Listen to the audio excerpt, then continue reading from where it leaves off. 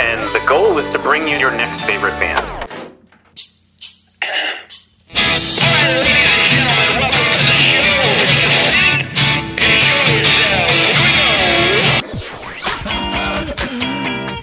Sweet, that intro is my new favorite band. That's phenomenal. I'm so excited to be on. Yeah. I heard a rumor that you might be able to play that song live today.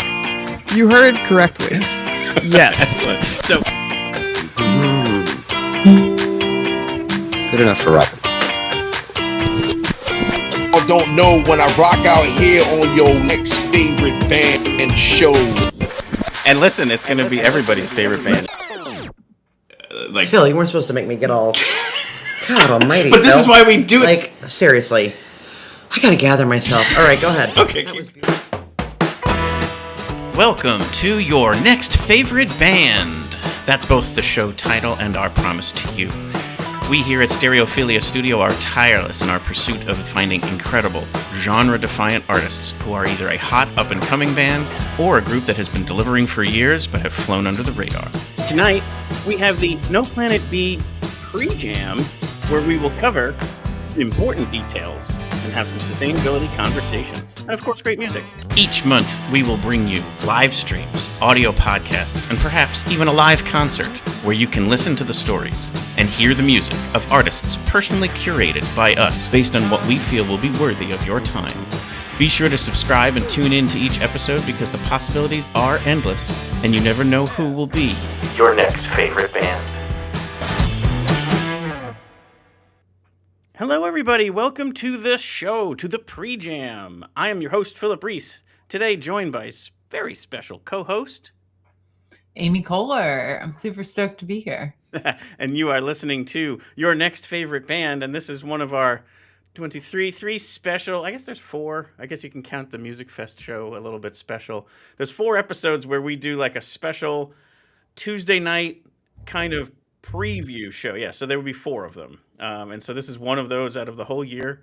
And basically it's a night where we're going to dedicate time to talk about our upcoming live event, which is the the 4th annual. How about that, Aimee? 4th annual. I never thought I never thought I would have all of this happening at all, and let alone 4 years of this is pretty humbling, I'll say. Yeah, that's awesome. It's 4 years of the running kind this year too, so that's crazy that we started at the We're same in sync. time. And yeah, time flies. Yeah, for sure. Yeah, and we're definitely going to touch on this because there's pretty a cool little crossroads there. So, because our first 2 years of this event, we held it in the Sun Inn courtyard. And I think you might have even came over to one of those when you kind of started hearing about this. But we kind of met during the 3rd year's creations, and you started and kind of head up the organization, The Running Kind. And it's a sustainability running group that started to do like a fun run leading up to the music. So I thought that was an addition last year that was so cool. And now you've been gracious enough to do it again. You joined the show last year, and tonight you're hanging on for the whole thing. You're going to be my co-host, my ride or die for tonight. So this is great. So, I know I was selected for my musical expertise. You sure were. But yeah, no. So tell us about. So let's talk about The Running Kind, just so you can give people a little bit of an understanding of what that group's about. And then I have the Facebook event here so that people can kind of enroll if they're so interested on Saturday, April 25th, when this whole thing's going down. Yeah, for sure. So I started The Running Kind in 2022, and we are a carbon neutral trail running organization, and we put on a variety of different events, mostly trail races, community events, trail work days, intro to trail running clinics. We do our own podcast. We got a lot going on. That's right. I saw that. What's the podcast called? Is it just The Running Kind, or is it something else? Yep, it's just The Running Kind podcast. And it's kind of an intersection of sustainability and running.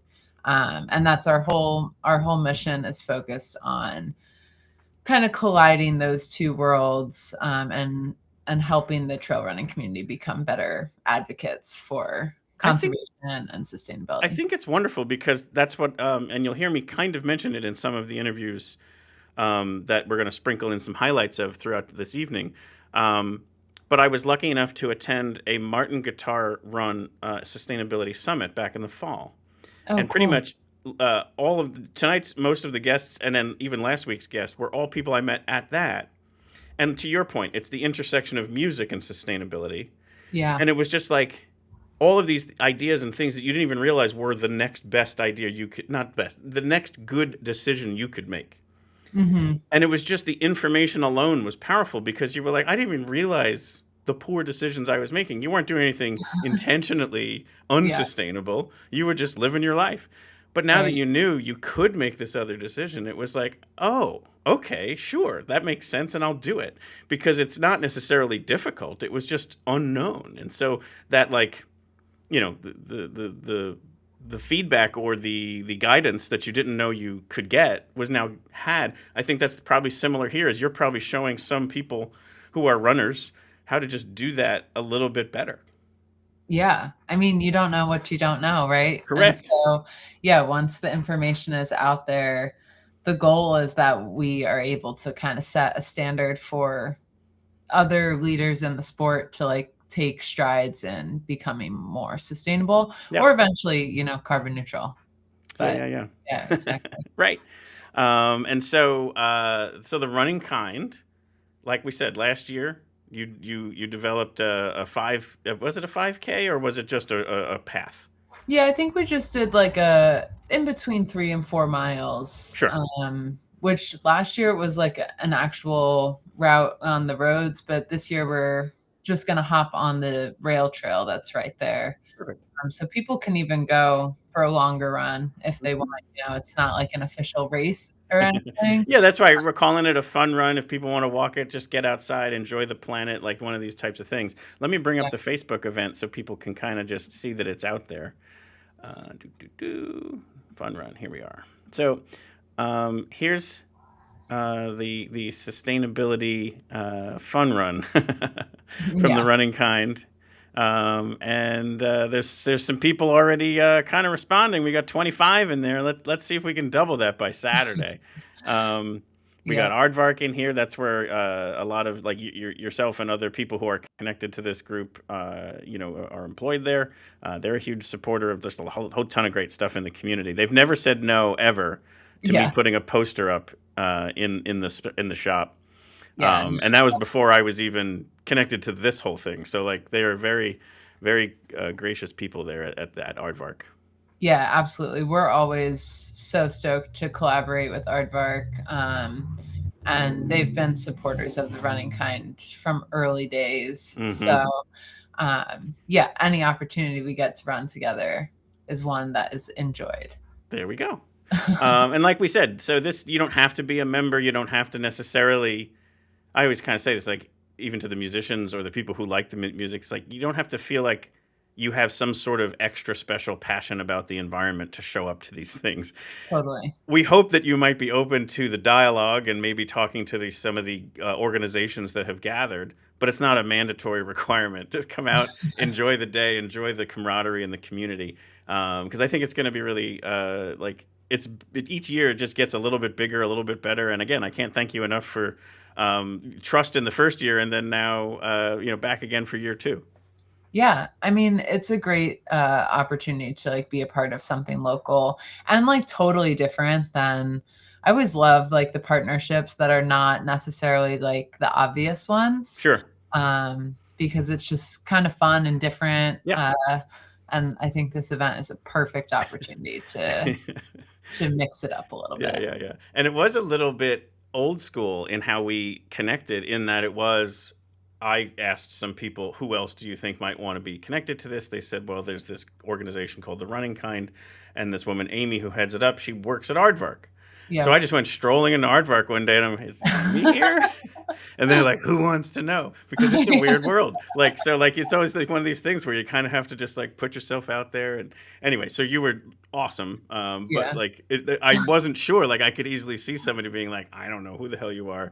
I don't know what the hell you're talking about. So funny. Let me know when you have some credibility. Yeah, it's funny because that has happened a few times now, and Yeah. like we have a coffee partnership, another kind of random Sure. partnership. Right. And yeah, the first time that Jeff came into the store, he did the same thing. That's awesome. So That is so it's a cool. good intro. Yeah, absolutely. So yeah, please join us for the Running Kinds 5K fun run, sustainability run, whatever you want to call it. It's just really a nice way to kind of start the day, and then it'll be either at or nearby where the stage is for the music will start at 2 o'clock. So I was going to actually now bring up our webpage. So that we can kind of run through the details of the day, or at least some of them, and then we can get to some of the other stuff. As we always talk about, somebody's got to say, "Get to the music, Phil," at some point. But let's get to the webpage, because I think first of all, I want to show people how to navigate to it. You would go under specials and go to the No Planet B Jamboree, or you can kind of just click on this link right here. That just takes you right to it as well. Let's start with this artwork. How gorgeous was this design this year?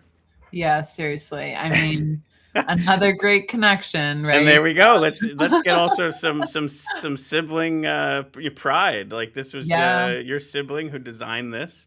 Yep. Yeah. So M designed this, and I was so stoked that they were interested in doing this, and you needed a graphic designer, and they've done all the Running Kind logos as well. I always love what they come up with. So and where I knew it was perfect, and I didn't even really need to talk to her yet, was like you just said, because I forget how again it just came up that I was like I've started to want to use a local designer. Yeah. I've kind of always paid for the images, but sometimes it was just like an online, vendor that I could purchase them from.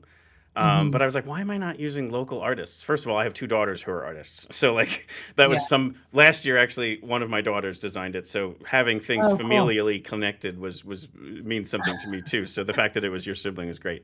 But like I just started to go down that path. But where I knew it was going to be an absolute layup, where it was going to be a no brainer, was since her first initial is E. And then the Kohler, she goes by on Instagram, eco-friendly. Yeah. And so I was like, done. Like, this is going to be. Now it's all interconnected. Correct. The eco-friendly was just like, that's just too perfect. This is going to be amazing. And then, this like very kind of like Pennsylvania Dutch kind of hex design mixed with the renewal of a bird carrying I don't know, it just really worked. As soon as I saw it, I was like, this is amazing. And I just love that about an artist, where they can just capture anything way better than you even had imagined. I know, it is great. Yeah. Suit. And then the bands. So we're going to get into each one throughout the whole episode. We'll play a song from each, but just real quickly, kicking things off is going to be Nervous Nikki and the Chill Pills. Then Hot Mamas are going to come on. Hot Mamas are coming all the way from Richmond, Virginia, which I think is just very, very cool. Wow. Yeah, so they really liked the vibe of the show when they heard about it. They wanted to make it work, so they're coming all the way up from Virginia. And then Dustin Douglas and the Electric Gentleman. I always say this about Dustin. That look that he has in that image, where he's just like pure rock and roll swagger, is genuine and true. It's not an act. It's who he is on and off the stage. It's so cool. He's one of the funnest guys to talk to. So if you get a chance. So real quick, this kind of goes into it. So we talked about the top part there, a 5K fun run by the Running Kind. Then the music's going to start at 2 o'clock. Here's the one thing to keep in mind.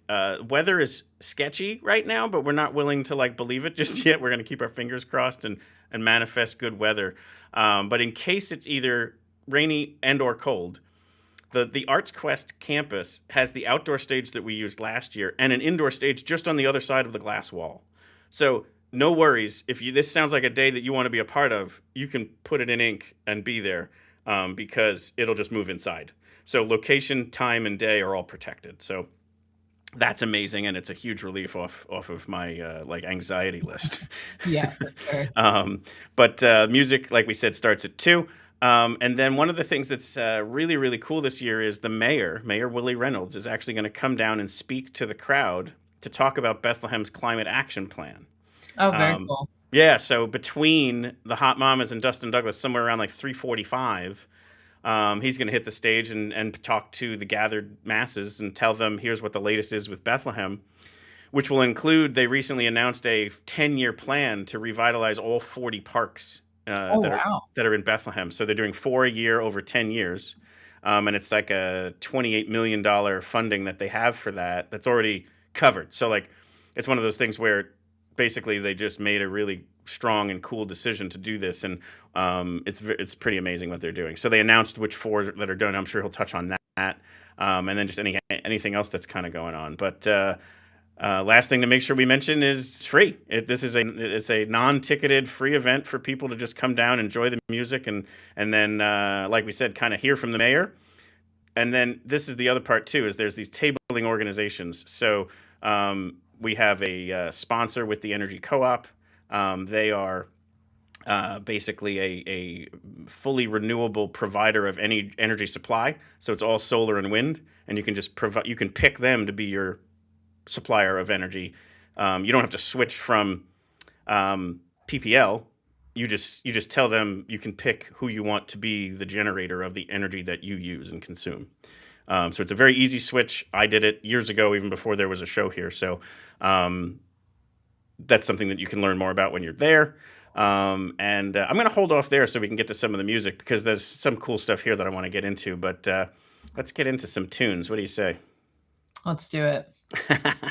So I'm going to go in order of that day. So we're going to kick things off here first with Nervous Nikki and the Chill Pills. You're going to hear kind of this like punk, pop, rockish kind of vibe. She's amazing. She's a drummer and singer and songwriter. Like, she's just a powerhouse. Nervous Nikki.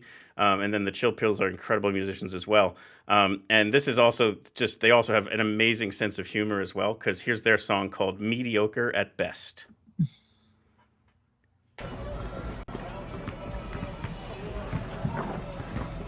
Hey, I'm here for the competition. Are you signing up for your boyfriend? No, I'm signing up for me. He said, she's so hot. I said, what I'm not. You're a sisterly type. Don't get me wrong, I like you a lot. You better learn to laugh. You'll just cry if you can. I wept till I woke to the unpleasant fact I'm mediocre at best. Halfway inside, I never made the cut, so I just pretend mediocre at best. But I'll be excused. I've been gone home now and never see no moon. I could have been great, but I started too late. I'll give her one last shot, just to seal up my fate. Just a Hail Mary pass. I hear the crowd gasp. I'm crushed as I cringe when it finally falls flat. Mediocre at best. Halfway inside, I never made the cut, so I just pretend mediocre at best. May I be excused? I've been gone home now and never see no moon. I'm sleeping in my bed with dreams in a tent. I'm running ice cold hand on what could have been. Mediocre at best.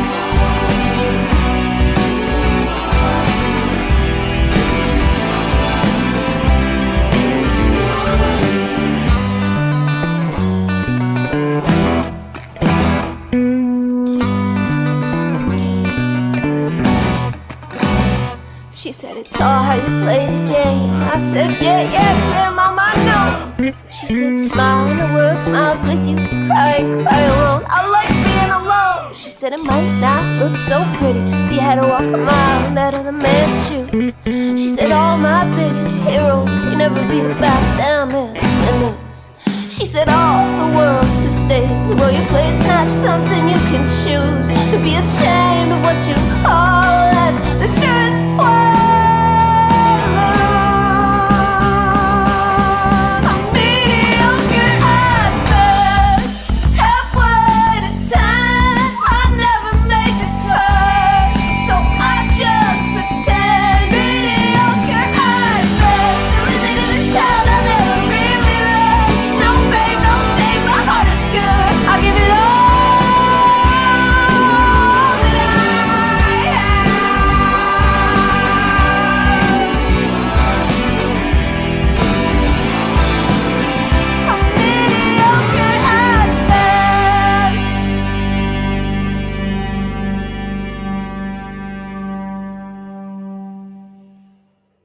There is Nervous Nikki and the Chill Pills. Mediocre at best. They'll be kicking things off this Saturday, April the 25th at 2 o'clock. Steel Stacks Arts Quest, Bethlehem, Pennsylvania for the No Planet B Jamboree. What'd you think? It was funny. the video was great too. Yes. Yeah, it was good vibe. And she's a genuine BMXer. Like, she's relatable. done a flip and all sorts of cool Oh, wow. stuff. Yeah. The other cool part about all three people, all three have been interviews on our show before. So yeah, she gets into the whole, like, she's got some pretty pictures of like her album covers where she's like doing tricks and stuff. And we got into it. That's just kind of just something she's been into since she was a kid. Oh, that's so fun. Yeah. Yeah, it was definitely a fun vibe. Yeah. She's I'm awesome. like super relatable. Yeah, and also, what's nothing better than a title like mediocre at best. Yeah, for sure. So we are going to get into a couple more of the details of the day, but I thought another thing that we like to do when we have these special episodes is kind of what we talked about off the top, this intersectionality of this topic of for this particular event is sustainability and environmentalism, and then where is the music industry kind of like tapping into that. So I have a very cool interview here. Again, it was somebody we met at the Martin Guitar Sustainability Summit, and it's an organization called Sustain Music and Nature. And they really try and get musicians to kind of get in touch with the earth and the things that it has going against it and writing music about it. So it's a very, very cool organization, super awesome people. So check out my interview with the leaders of Sustain Music and Nature.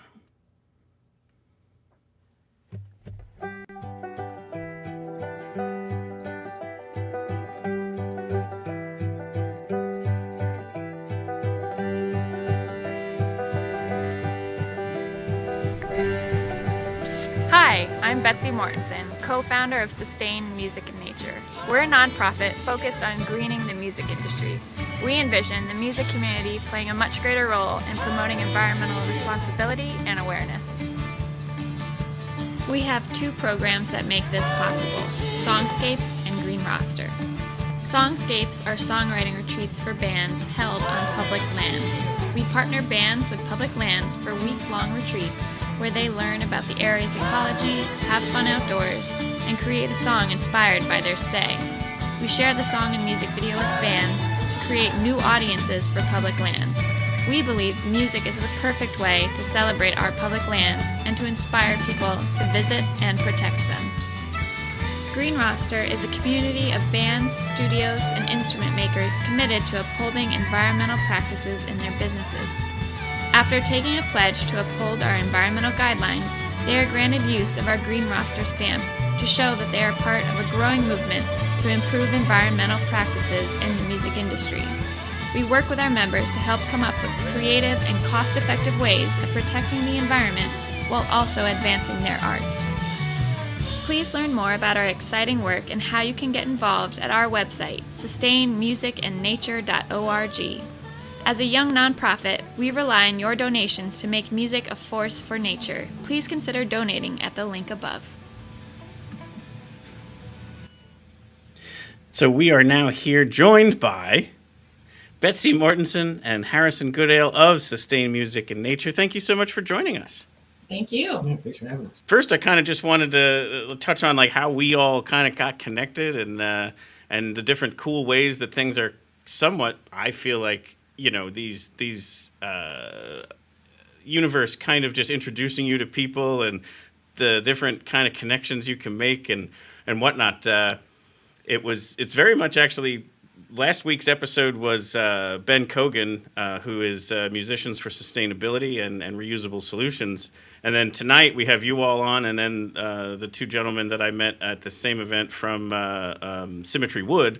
So the Martin Guitar Sustainability Summit somewhat really just built the entire guest list for this whole 2 weeks leading up to the No Planet B Jamboree.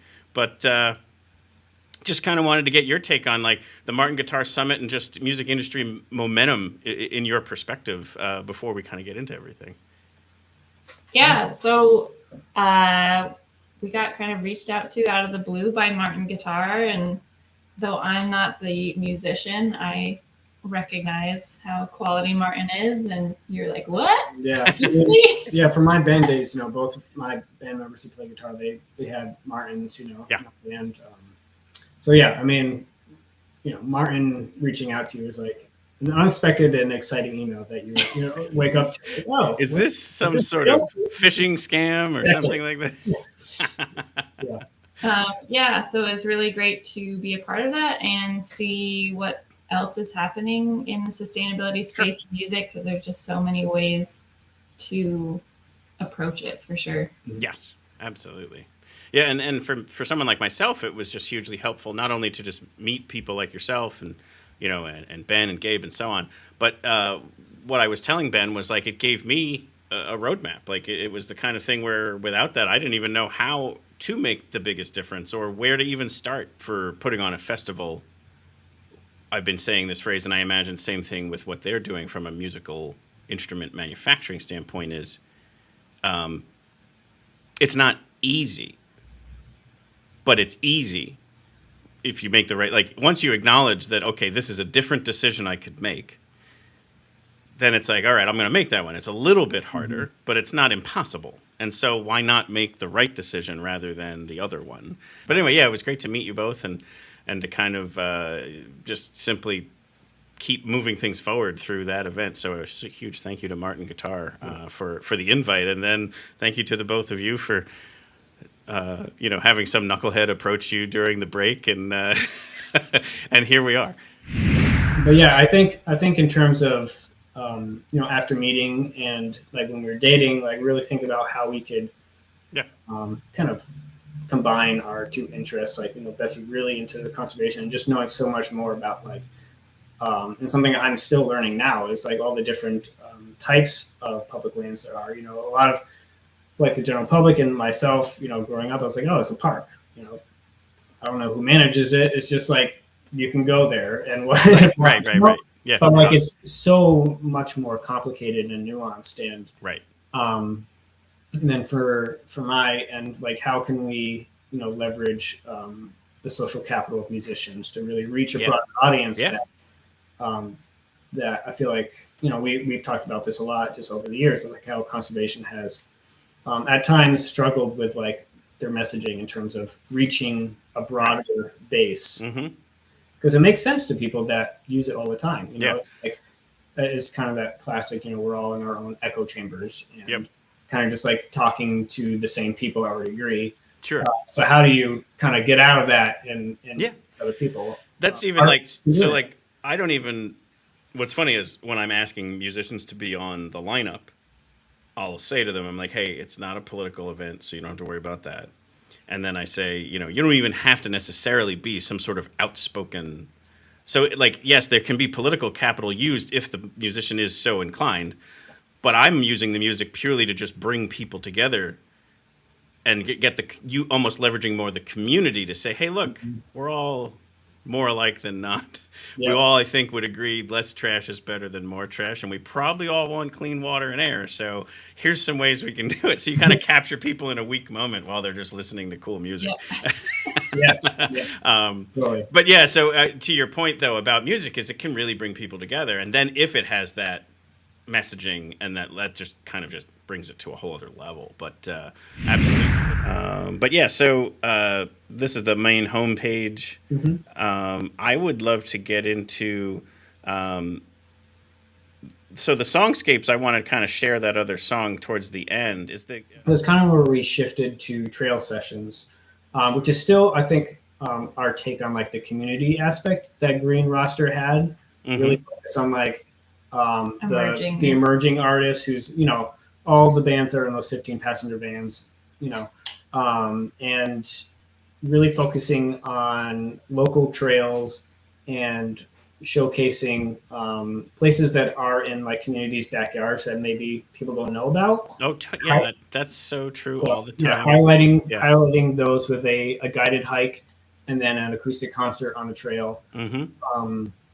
Which for us, like it's they're far easier to put together. Our budget is essentially paying for the musicians. And then we partner with a local conservation nonprofit to do the guided hike. We split ticket proceeds with that organization. They get a chance to talk about their mission in front of a new audience. Very cool. And yeah, so that is kind of where our focus kind of shifted from green roster to more trail session of still getting like that community involvement. For any of the musicians that are out there listening, like this might be something they'd be interested in, where these times where you can go away, do a retreat, get to kind of connect with nature, and have a song come out of it. Yeah, you just sold songs. Yeah. Just record, and we're done here. No,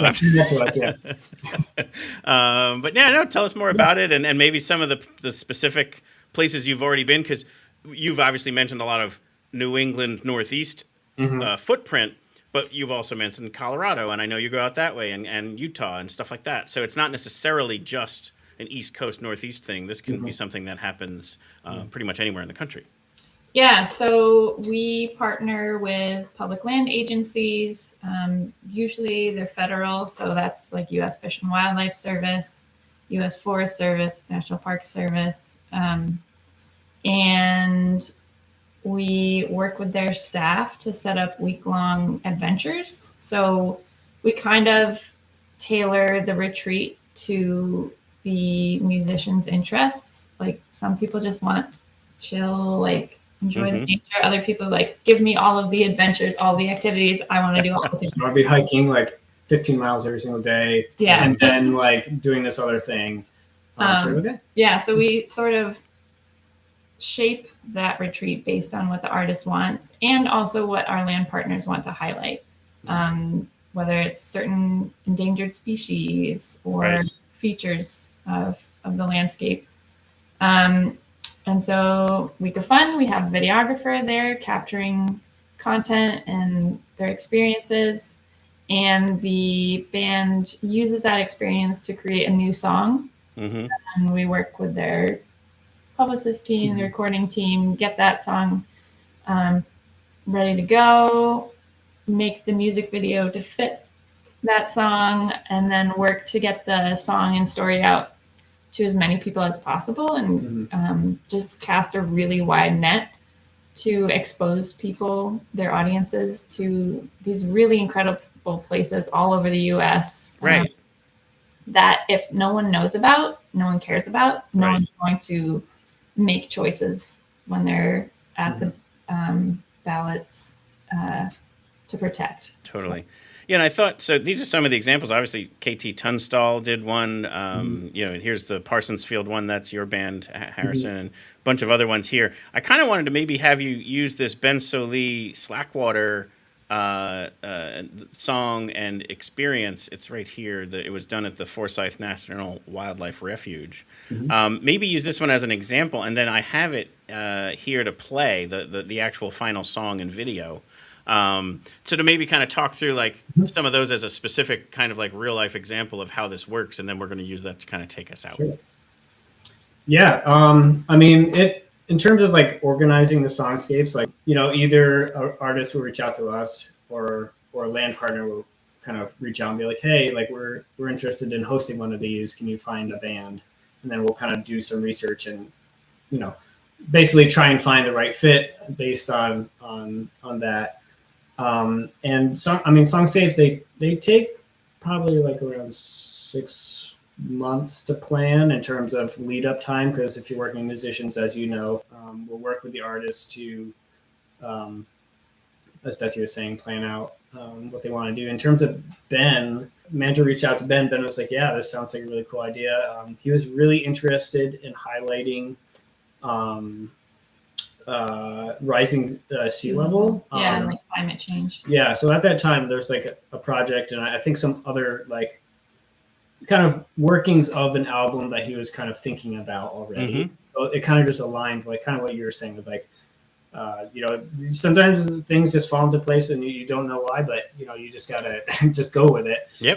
So Ben was really interested, and then I had a good friend of mine who hosts house concerts in New Jersey, in the Pine Barrens. It was an old Coast Guard, research facility that was then bought over by the university, and I spent some time there for like house shows, and it's just like a really special place. Across the bay, you can see the backside of Atlantic City, which is really surreal. Sure. Because in this, like one of the most pristine estuaries like in the world.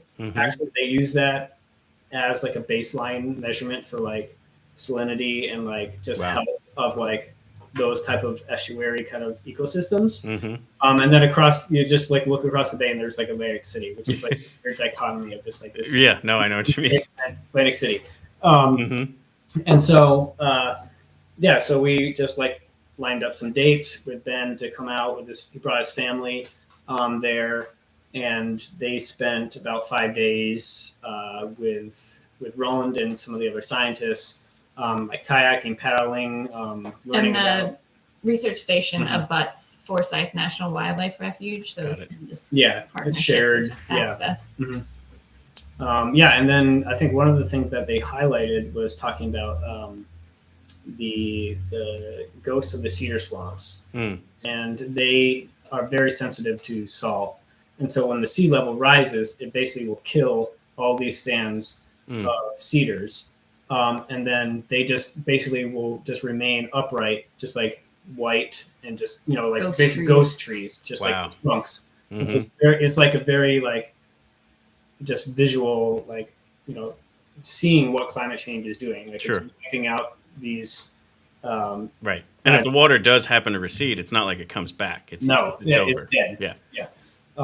So that was like a kind of like a big aspect of like some of the lyrical kind of inspiration for a couple of verses in there.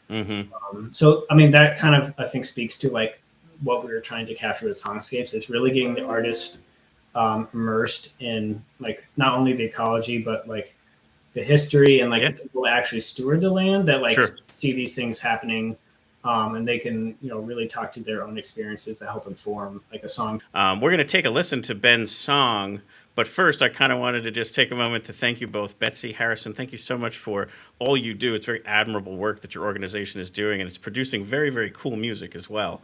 So thank you for coming on tonight. Thank you for the mission, and hope to have you both part of our No Planet B Jamboree in person in the future. Next year's the 5th annual, so we'd love to. So mark it down. All right. Connecticut, not too far. It's usually, again, the only thing for me is I just never know, is it the Saturday before or the Saturday after Earth Day? Some of that is at the mercy of the calendars, as you mentioned before. But thank you both for coming on tonight. Thank you so much. Absolutely. And now here to take us out is Ben Solis' song Slack Water at the Forsyth National Wildlife Refuge.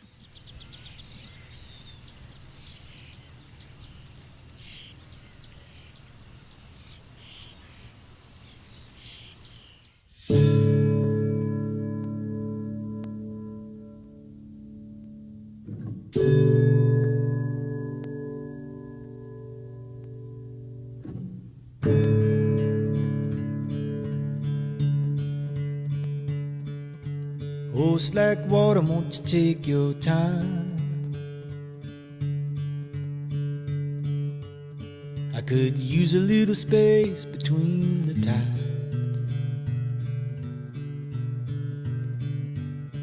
There's something about your salty brine that puts me at ease in these troubled times.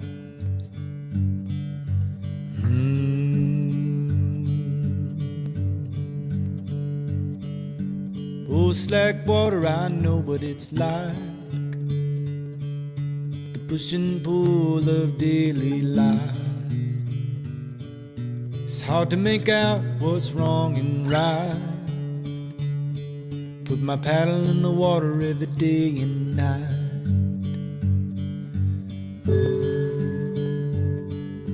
The tannins of the pines turn the water to wine.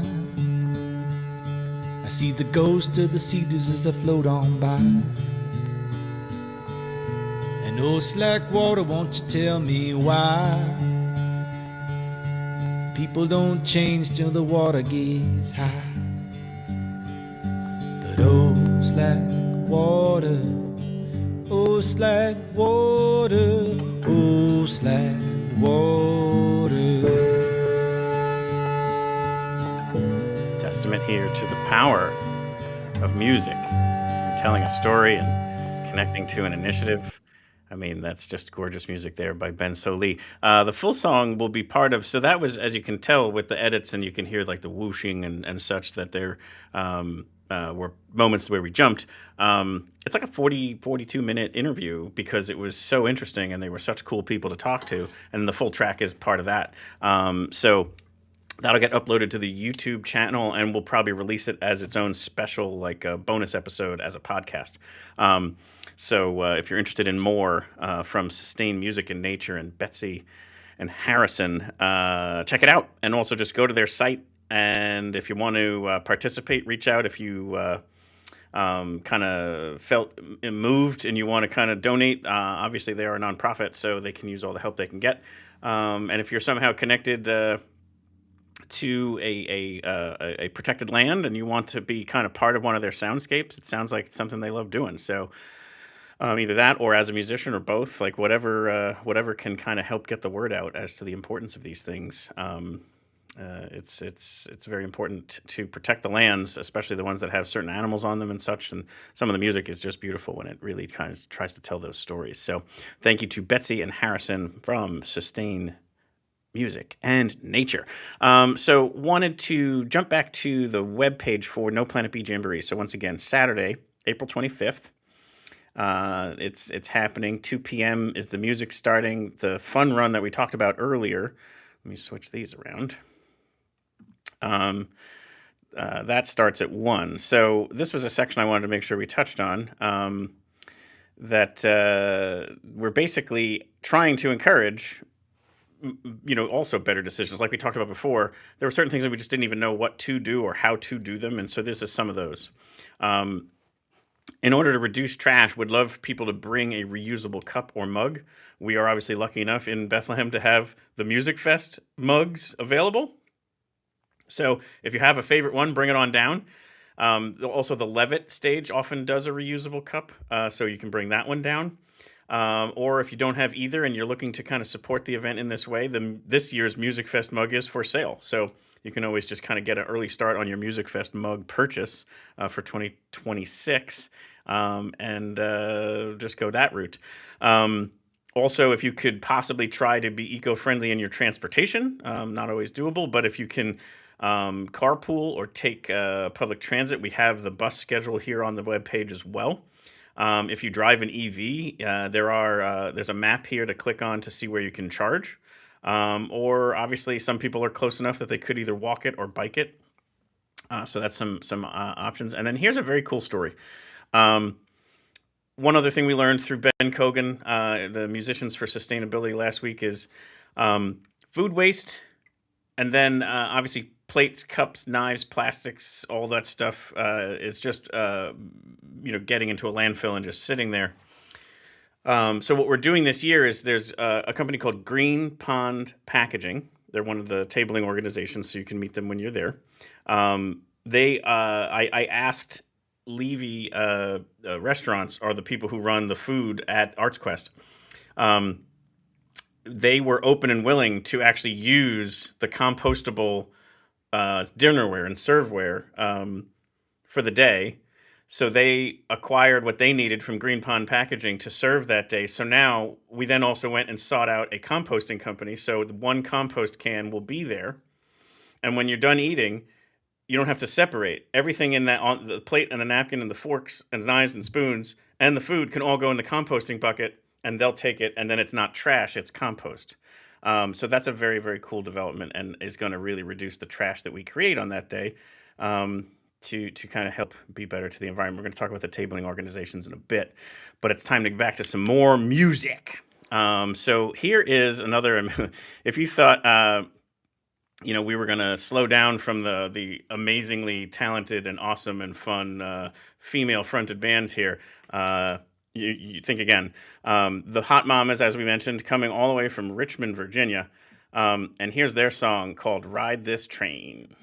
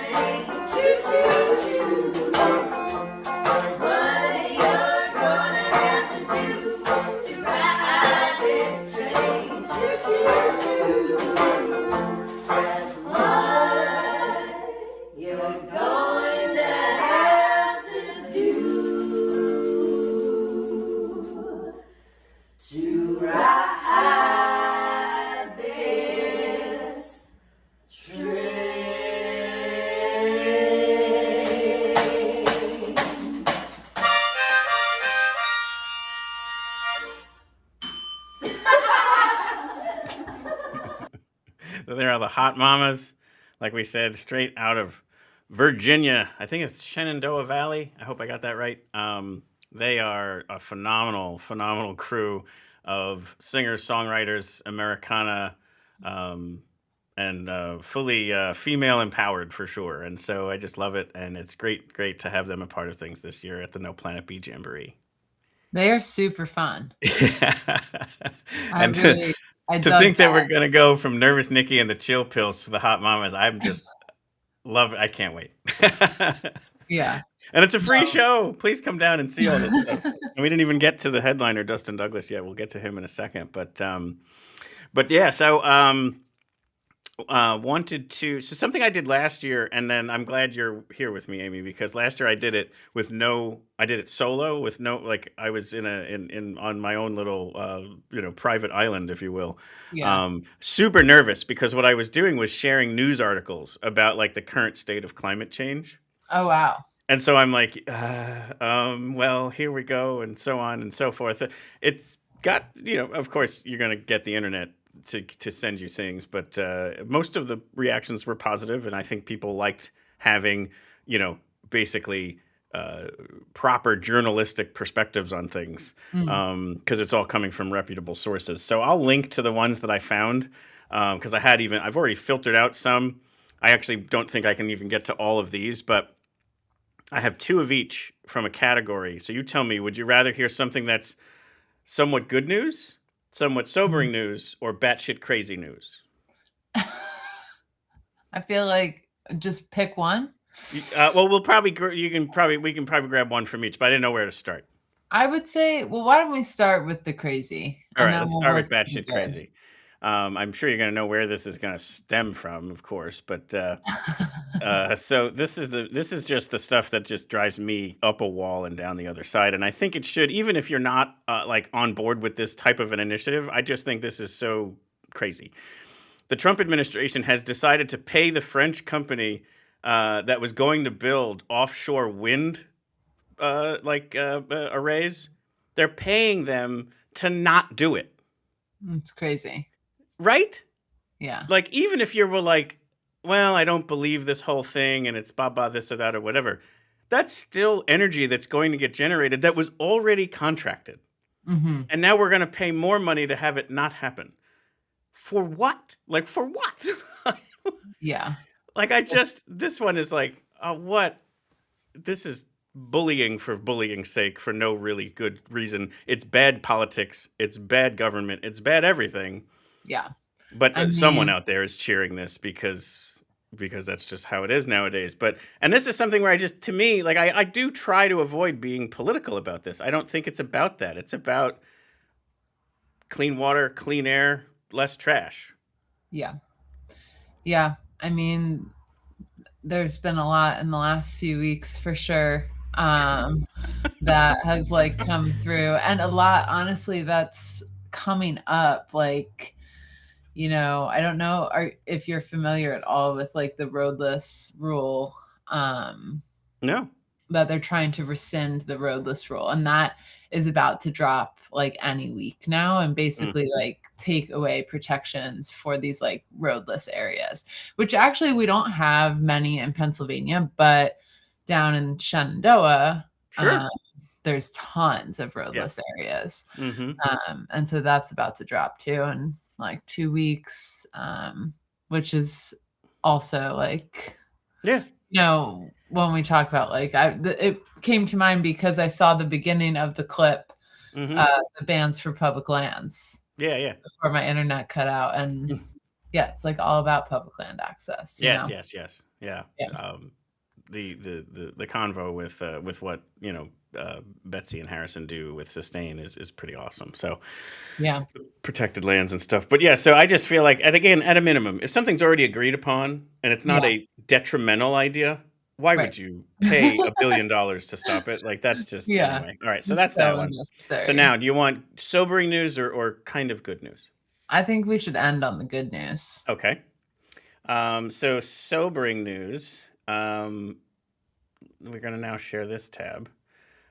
global warming is accelerating, which again, people don't always, this again is been turned into a political topic. But basically, the reason why I thought this one was interesting was we did do a decent job, and unfortunately, I have a graph, but the file not doesn't work with this software. Because one thing that was interesting is that they shared that aerosol pollution dropped, but aerosol actually has a cooling effect. And so had we kept aerosol in the in the atmosphere, it would have actually been helping with the heating planet. So even, for some reason, we thought listening about aerosols in hairspray cans and spray paint and stuff, we thought we could listen to that one. And the paint industry listened to that one, and the hairspray industry and so we did something about that one, and that's good. We needed it out of the environment and all the other stuff that was happening. But apparently now that's actually counterproductive to the carbon emission issue that we have, where you have this kind of like the feedback loop that happens with heat that just gets trapped. So that's what that article kind of talks about. Is some of the things we're doing is actually escalating it faster than you could have predicted. Because of factors like that you just weren't sure, again, the variables that were going to be at play. Yeah, that's really interesting. Yeah, so that's just one of those things. And the other sobering one was that, just real quick, the data centers, they actually create a heat island. This one was just fascinating to me in a negative way, obviously. Not only does it put off, it consumes water, it generates a ton of energy, but apparently it can raise the footprint around it by 16 degrees. Wow. So it's just a like an oven, that's just putting heat off of it. So that's this one here. It was a CNN article about alarming environmental impact of the data centers. So just something we need to be more aware of. Okay, and so ending on some sort of good news. Some sort of good news. Well, I mean, it's kind of hard. So here, this sounds great. Okay, renewable energy overtook global electricity demand last year, led predominantly because China and India went towards solar growth. Yeah. The only reason why I say kinda is it's roughly around a 30% issue. You still have too much. What I fear is people might be oh, we're doing good, and then slow down or not be as urgent about it. There's just things about the fossil fuels that we just have to get to zero, and I'm just not sure that people get that. Yeah. So just interesting stuff here. Yeah, I mean, it's good to see some growth in both of those places for sure. Yeah. And I guess, okay, so I'll show you the other somewhat good news, which actually, this one was actually purely good news. It's just on a very small scale. The Winter Olympics that just happened was 100% carbon free. It had a 0%, it was 100% renewable. Oh, it was powered. They powered, it was 85 gigawatts or giga hours or something. I'm not good at this part. Oh, wait, there it is. 85 gigawatt hours of power. They powered the entire Olympic and Paralympic Winter Games with 100% renewable energy. Okay. Wow. And it just kind of show what they were even saying is somewhat like what we've been kind of sharing a little bit is you have all these athletes there, you're going to show them how doable it is. Yeah. And, journalism and the sponsors and stuff. You never know. You might catch somebody in a weak moment and they'll be like, oh, wait, I could do that too. Yeah. So yeah, they had it. It was provable with these guarantees of origin or GO certificates. Nice. And so I just thought that was kind of a cool thing to share. Yeah, that's great. I mean, so there you go. That's a good example to set in the larger sporting industry world. Mm-hmm.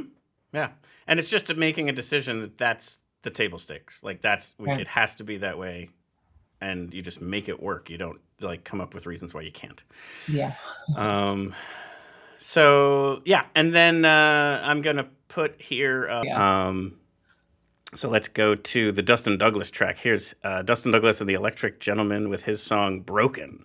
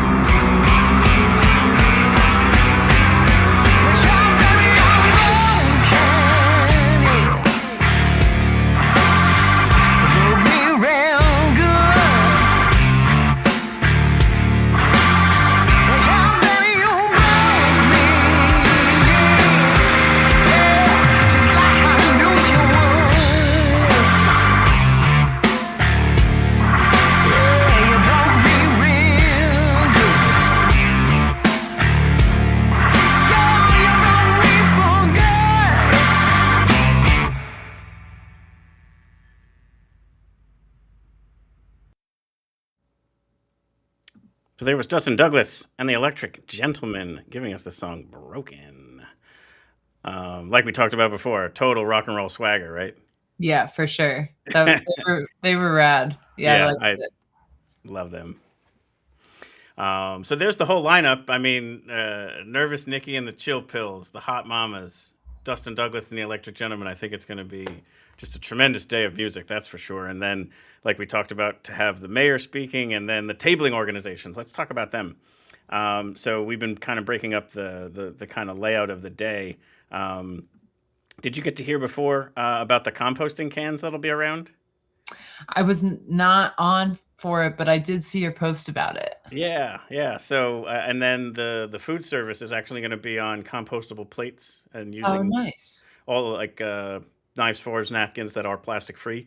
So you don't have to separate anything. When you're done, you can just dump it all in the composting can, and then the company will come and pick them all up. So hopefully minimal to no trash from the food service portion of things for the day. So that was just such a cool thing to see all those organizations come together. Here's the other tabling organizations. So Green Pond Packaging, that's the company that provided the plastic-free plates, cups, forks, napkins, everything.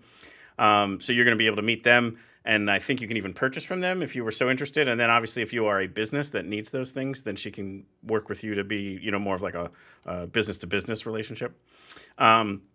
This is just cool. Like, so basically just was a very neat response to things this year. So the Lehigh Valley Master Gardeners of Lehigh County and Northampton County are going to be there. I just thought that's a really cool one. There's an organization called Reclaim Planet Earth. And they kind of say Earth Day is every day. So I can't wait to meet them. Green Building United is just basically kind of an advocacy and educational group that teaches people about being like either creating green buildings or making existing buildings more green. Cool. Yeah. And then the Bethlehem Environmental Advisory Council, which is basically kind of connected to the next one, which is the City of Bethlehem's Climate Action Plan. And they're basically the sustainability group there. There's Sarah DeGrindle there is basically the sustainability director. So she helps kind of coordinate all that stuff. Conservation Voters of Pennsylvania. And then some for-profits as well. So the Foundry Recording Studio, it is a recording studio for musicians and voiceover work, but it was built as a green building. So it means something to them that when they were putting that together, they made sure it was sustainable. I'll go to the last one, East Spruce Design Build. That is a architect engineering firm, but they always are trying to create designs that are incorporating either reused materials or just kind of figuring out ways, again, to be a more green design. And then Lehigh Valley Girls Rock. I just always want them at every event that we do because it's such a great organization. Love that. Yeah. So we have a lot of good tabling. Yeah, right. So these are 10 groups that are tabling. The Energy Co-op is 11. The Running Kind is 12. One compost can will be on site, but they'll be busy. They don't have the ability to table because they're going to be taking care of things. So that's 13 organizations. And we can always take more. Like if you're an organization that's, green in some way or provides sustainability solutions or products, reach out. There's still time to be there. So happy to kind of hear what people have. And then this is the thing that we think we're, the most proud of for this year is through that Musicians for Sustainability, we achieved this 2-leaf certification, 2 out of 4, that just took some steps along the way. And some of that was the composting, some of that was like the reusable cups and the encouragement of kind of like eco-friendly travel to and from the location. Yeah. So we're honored to be at 2. And if you listened to the interview last week with Ben Kogan, we go through how difficult it was. Like, it takes a hell of a lot of effort and time and dedication and building of relationships and stuff. Yeah. That we kind of have a plan to get to 4, but we couldn't do it this year. Not that it wasn't like it wasn't like at the 11th hour that we were trying to do it. It's just some of the stuff takes a year plus of planning. Yeah. So it's kind of one of those things where it's just like we just couldn't get to everything this year, but we think a third one is doable with a little bit more planning and a little bit more funding. That would be the other nice part, is maybe getting some corporate sponsorship around some of these things. Yeah. And then the 4th one would be more difficult, but it's not out of the realm of possibility. So stay tuned in future years that we can get to 3 or 4. But very cool. Well, that's awesome. Yeah. And like we said, hopefully maybe it's going to be something, since we talked about it out loud, maybe other festivals, other venues, whatever, like can kind of use some of these ideas as well and say, yeah, we can do that. Yeah, definitely. I mean, I applaud you because the certification process for any type of like climate neutral or carbon neutral or like any sustainability certification is usually quite dense and like a lot of steps to go through. Yeah. So that's awesome that you all have started that process. Yes. Yeah, no, it was definitely it was as we were doing it, I kind of said, I was like, Ben, obviously my goal would be to get to all four, but Yeah. I'm not turning myself or this event into a pretzel over it. Like, Yeah.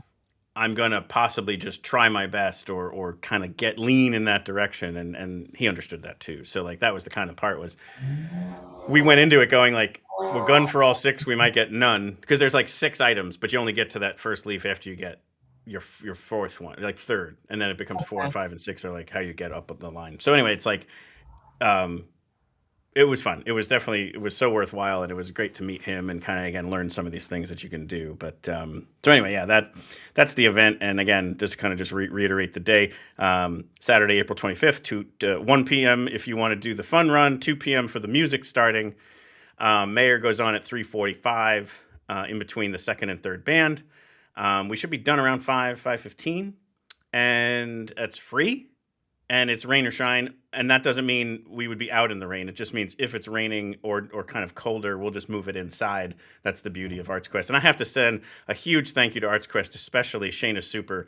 Talk about super. She's been uber super. Like, she's just been so patient, kind, open to all these ideas. We've been throwing all sorts of crazy stuff at her. She listened to every single one of them and was open to all of these like things like, hey, can we bring composting cans on site? And she was like, let me check. And then boom, there it was. They were like, yeah, that sounds fun. So like, yeah, she's been great to work with, and Arts Quest has been great to work with. And it's been such a lovely kind of partnership in that regard. And then, like I said, the relief of knowing that we can move this inside should weather be an impact. But so yeah, so I do want to get to this other interview. As you saw, like I know it's uploaded. It just because my browser started too early. No one cares about the technical issues, but I'm going to give this one more try because I definitely want to have people checking out this interview with Gabe and Tim from Symmetry Wood. I know there's something I could do that would definitely make it work, but I may go off for 2 seconds. So if that happens, fear not. I'll be right back. Okay.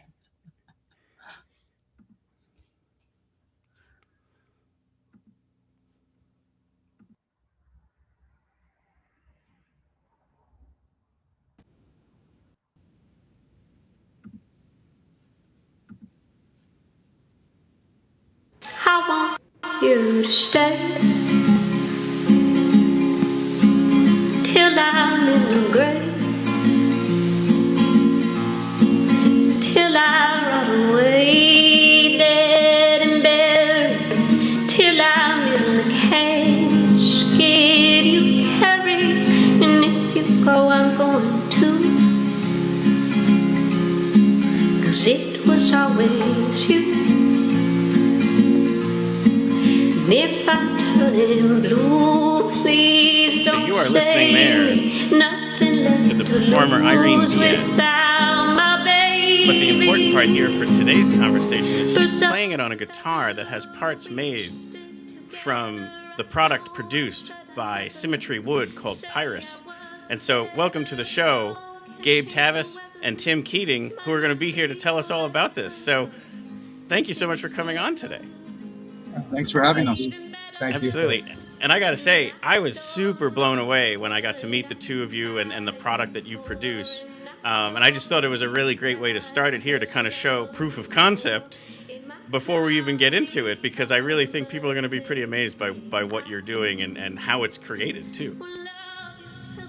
Yeah, we're excited to share, the story behind this material and the story behind our company and the mission driving us. Yeah.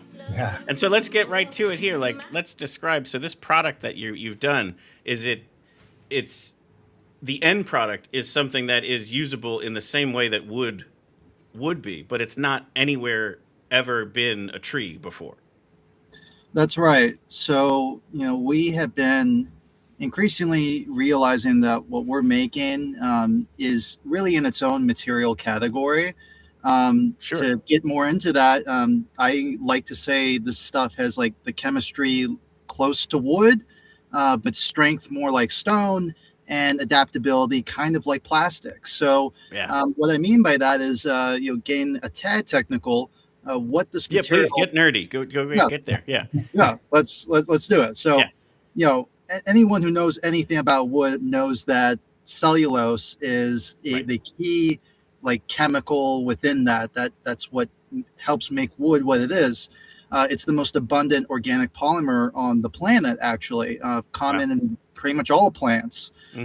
But of course, we are increasingly realizing that some plants, some trees are becoming harder and harder to source, becoming endangered.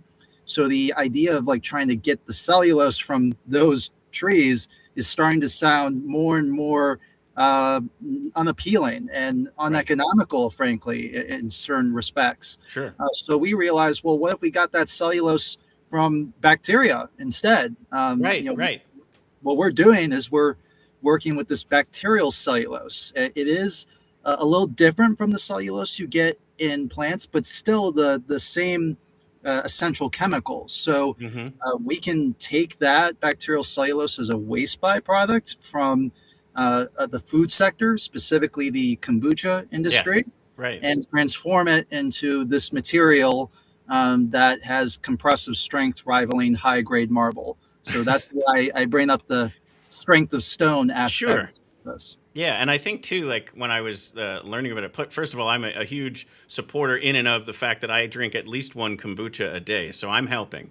But to hear that it was basically it ends up being, to talk about it a certain way, the excrement of the bacteria that are producing the kombucha fermentation. And so, and that the only other byproduct of this, from what I understood, was water. Like you just have to somehow dehydrate this stuff and then it's usable, to oversimplify it. Essentially. Well, Tim, you want to get into that actually? Well, when it comes to the kombucha process, they start out with tea leaves in general, and then ferment those, and it just so happens that for a very long time, the mother, if you will, of kombucha producing this what they tend to call the SCOBY, that they pass, sell. You can buy them on Amazon. Naturally contains the bacteria that are part of a class of cellulose-producing bacteria, and so they consume the sugar and some of the body of the tea leaves and convert that. And one of the things that they produce is fibers of cellulose that join together and float at the top of your kombucha vessel, and they assume they're doing that to create a protective layer from UV radiation. Interesting. Yeah, which is really, really interesting. So there's a biomimicry aspect to it as well. Wow. So it's not like we've engineered this bacteria or anything. I once thought that was important to kind of talk about. And even just I heard Gabe, I believe it was you on a different podcast, talk about how there's an entire effort to say, can I somehow take the waste of this out, like this process, and turn it into the raw materials of this, which is exactly what this one is you're producing something and I can now use what you have as a byproduct of that. One man's garbage is another man's treasure, in other words. But in this ecosystem of trying to create, this is now somewhat constantly making zero waste, because even what you're putting off, I'm able to take in and create something else very cool. Any particular portion of the site you want me to go to in particular? If you go to the gallery webpage, we stay on this part right here. I want to actually give a shout out to Tim for having created that prototype you see in the photo there. This is a short, the photo gets cut off, but you see part of this flooring wear layer prototype that Tim worked on quite carefully.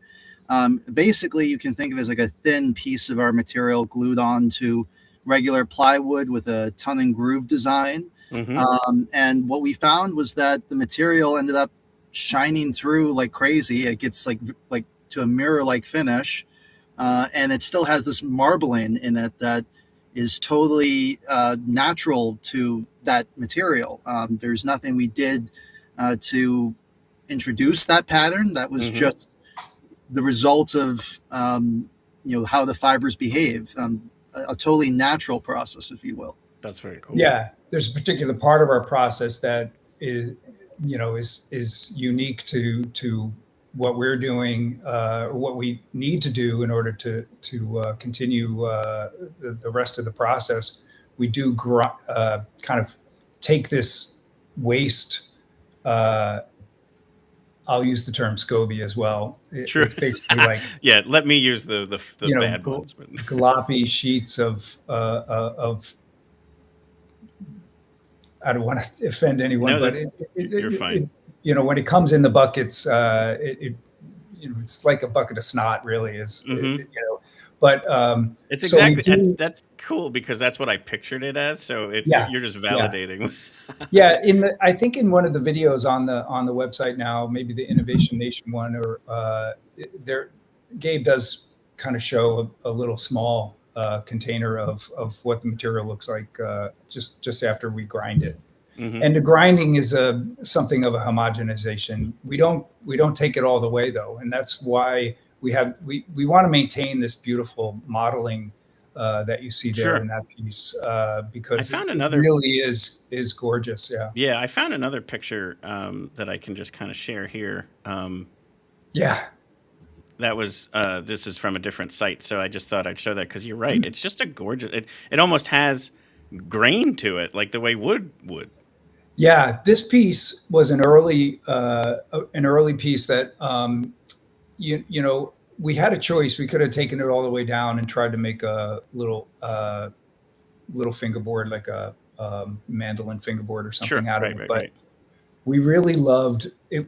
We left some live edge on it, and it was just gorgeous. It looked very much like a piece of live edge. I'm going to say, I can't think of a wood that dark, but if you were to take some wangi or something and have a burl, like a wangi burl, and then sand it to a point where you still have live, wane on it. That's kind of what it looked like. And we can do a whole lot of different things with this. Sure. And this is where it turned into kind of like that fretboard process. Yeah. That's very right. cool.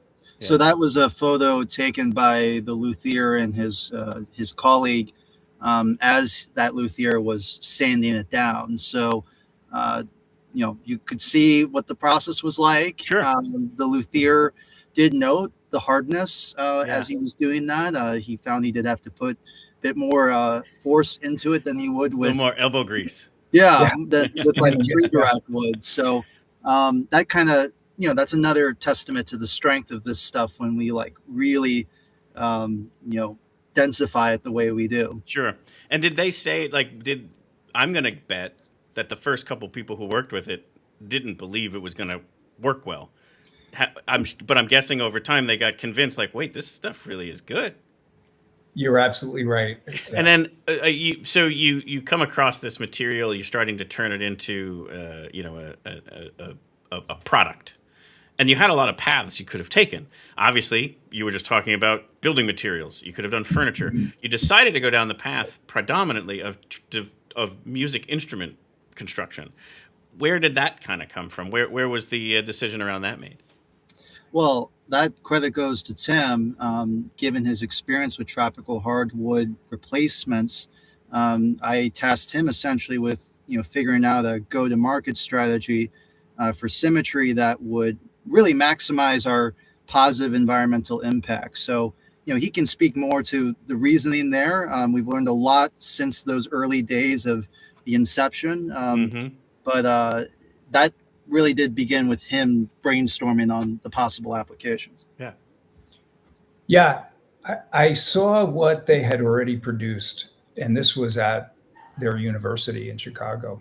And Gabe had, a team of other students with him, and they were making small pieces basically as discs, because they were using baking pans in the oven to dry it out. And so given that was the size they were able to produce at that time,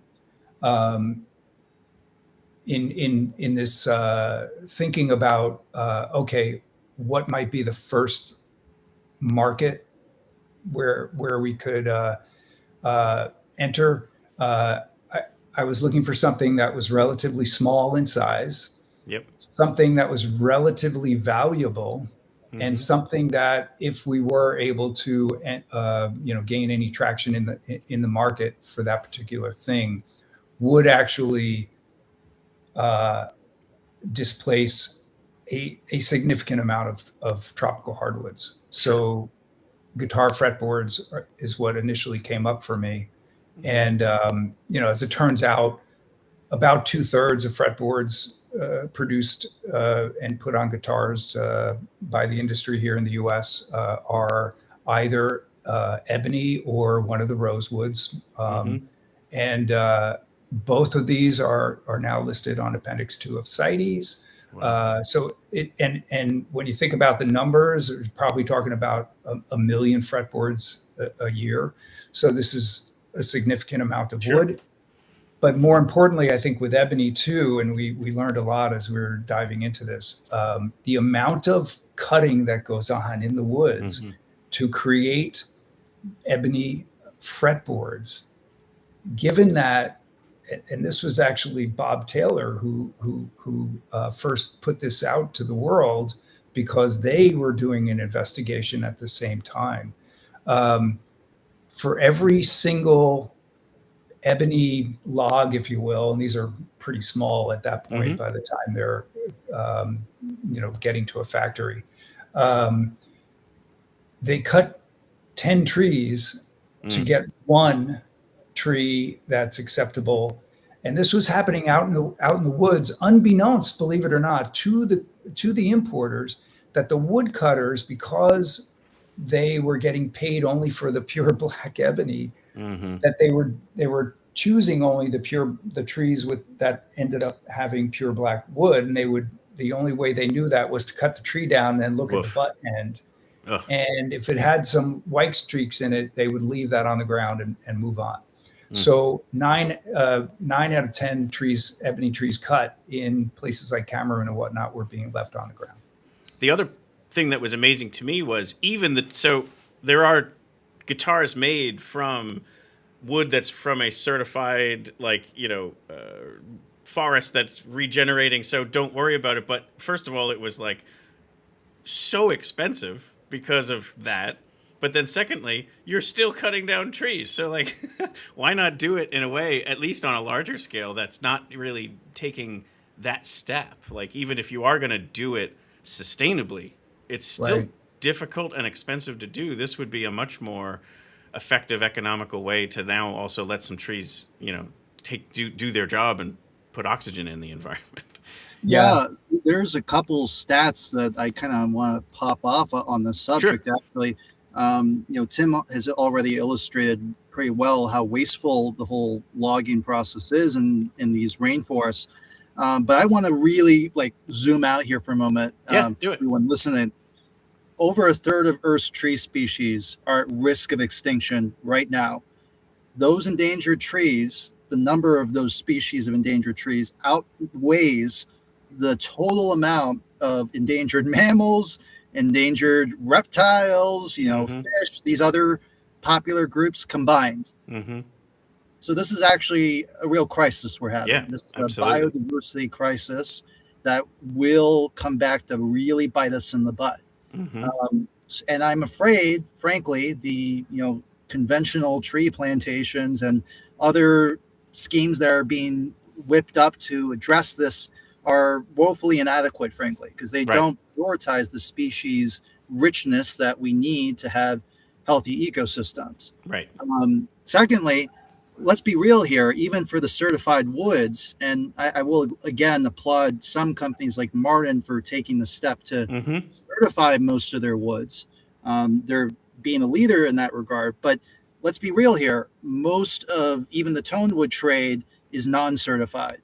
There's no really easy way to trace those woods. And frankly, much of the Amazon and the logging roads and scenes that are playing out there are like the Wild West. And I can certainly name off other people who have seen that firsthand and can speak much more strongly to that. But the fact is, it's so hard to regulate this in a significantly large way. And so we really need to talk about these, the plan going forward. What are the alternative materials we're going to use?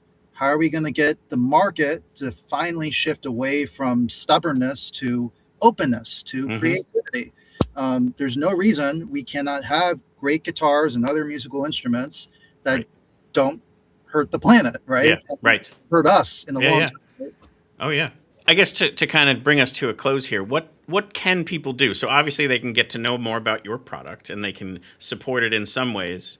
So if you want to share that, but also what else can people do? Probably more in the music industry side of things. Like what can people do to become a little bit more informed as a consumer, and ways that if they are a musician to look for when they're going to go buy a guitar or some other piece of instrumentation or what have you. Yeah.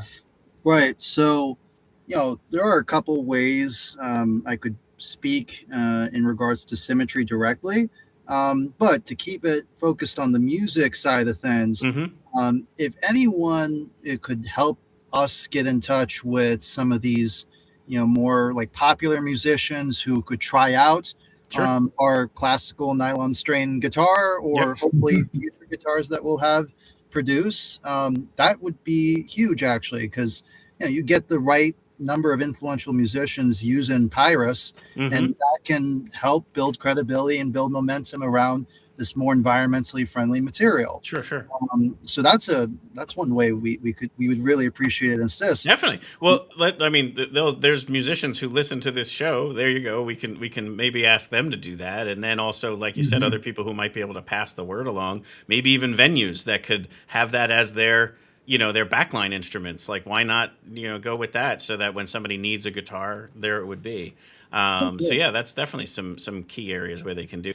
I would add as well, at this point, I think the easiest thing for folks to do to try to, to get involved with us is send us an email, introduce yourself, and let's start a conversation. We are at the point still where we'll, obviously answer every email and are happy to talk to people one-on-one. We do expect to have a crowdfunding page up within the next few months. Probably going to be putting up rings first on that site as an incentive to have folks support us and our prototyping, and then I would say from an activist perspective, and bear in mind, I've locked down to many buildings and hung banners off of tall buildings and whatnot. But love it. At this point, if you're buying any product, even if it's a guitar that you expect to have in the family for the next 3 generations, if it's new, the tropical hardwoods are problematic in that guitar. So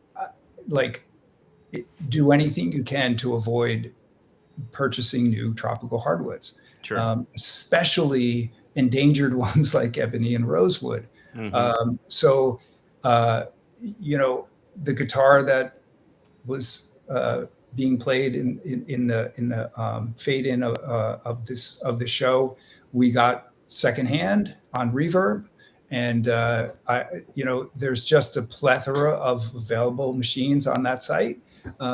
If you want some traditional woods in your guitar, look for a secondhand guitar. That's it's just really you are sending a message with your dollars it's either a sustainable message or it's a message to go destroy something.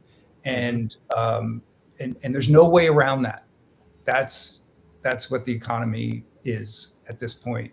And supply and demand, people buy more of the stuff, they're going to make more, as what's his name was prone to say on the Doritos commercial. So I think they're really, at this point, we have to avoid these materials if you're getting them to all out. That's it. Absolutely. Well, my hope is that next year will be the 5th annual No Planet B Jamboree, and I hope we can have Symmetry Wood and both of you there, and then we can just hand that guitar off to whoever's on the stage and say, you're going to play your set with this, and then not only they can play it, but then everybody can hear it, and that's my little wish for a year from now.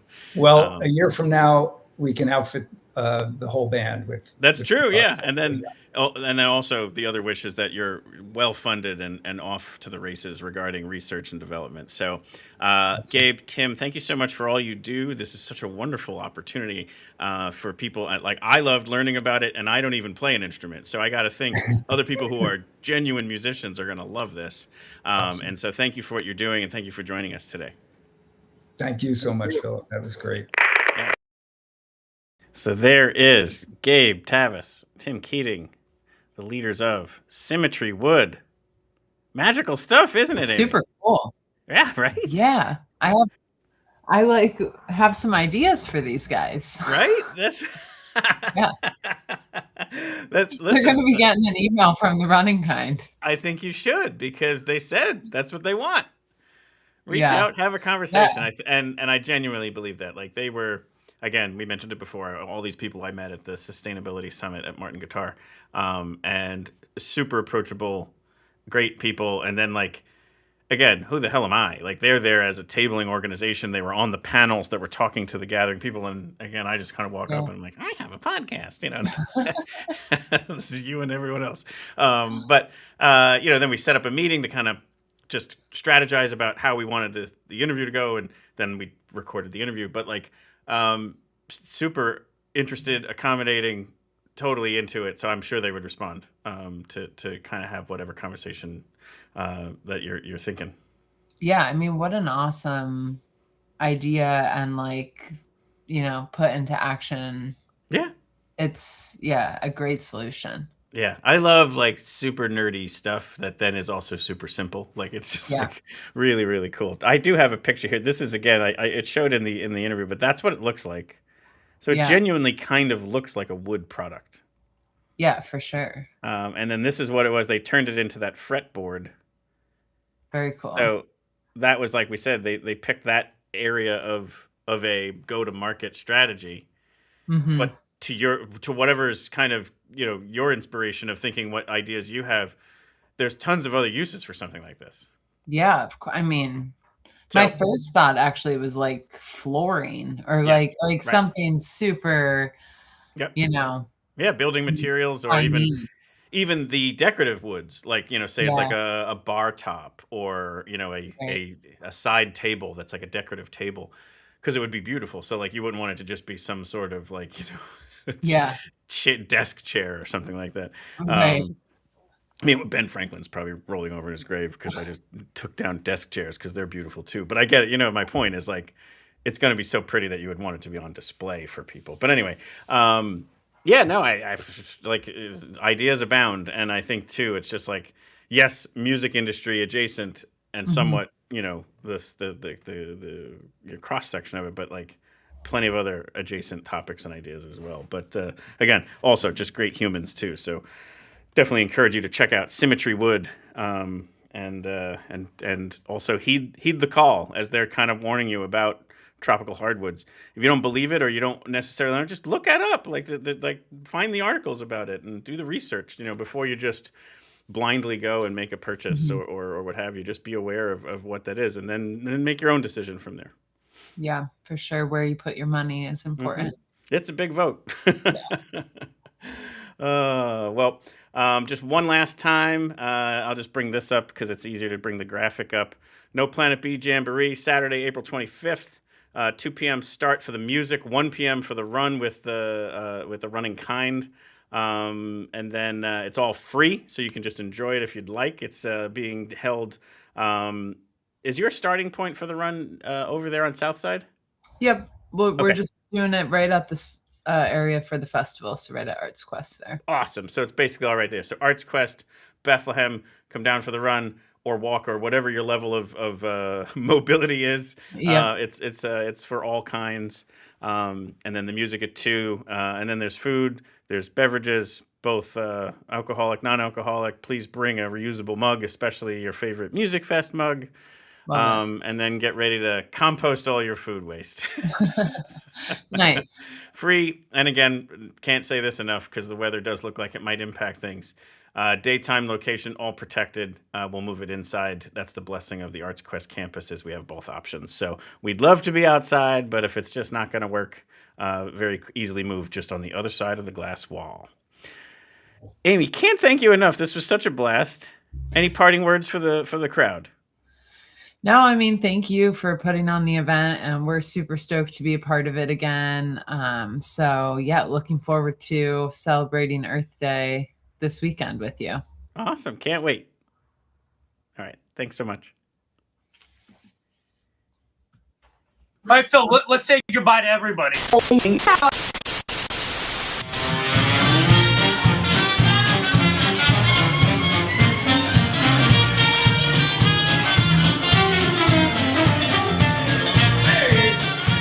Hope you've enjoyed the 4th annual No Planet B Jamboree pre-jam for 2026. We'd like to sincerely thank, let's start with, right off the top, Aimee Kohler, the running kind, special guest co-host today, took us through the whole time there. It was great to be able to talk through all the different interviews and the news articles and the music, and then just also yet another great human and wonderful things that the Running Kind does, and they're sponsoring the hosting the event, the 5K fun run for people. So please look into joining for that. Would also like to thank Betsy and Harrison from Sustain Music and Nature, and Gabe and Tim from Symmetry Wood. Both of those interviews, like we said, these were highlights. This was about roughly less than half of the full interview. So please go check out the full interviews either at YouTube or on the special bonus podcast episode. Would also like to thank, once again, Arts Quest for all of the support they've done to get this event happening, and also the 3 musicians, Nervous Nikki and the Chill Pills, the Hot Mamas, Dustin Douglas, and the Electric Gentleman.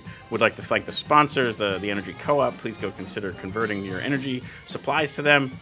And then also would want to thank WDIY, all the tabling organizations, and Musicians for Sustainability for the certification, One Compost Can, and all of you for tuning in, and hopefully to see you down at the live show this Saturday.